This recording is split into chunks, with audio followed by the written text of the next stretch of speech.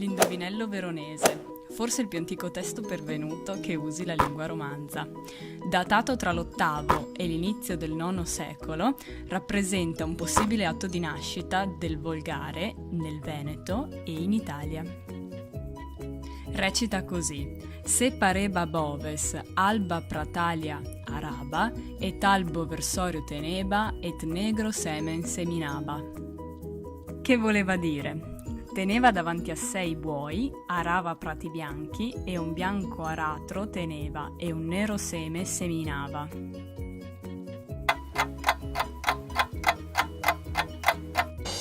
Eh sì, i bianchi prati erano la carta, il bianco aratro era la penna e il nero seme era l'inchiostro. Quindi la soluzione dell'indovinello era lo scribano. Se ti è piaciuto il video, metti like e condividilo con i tuoi amici.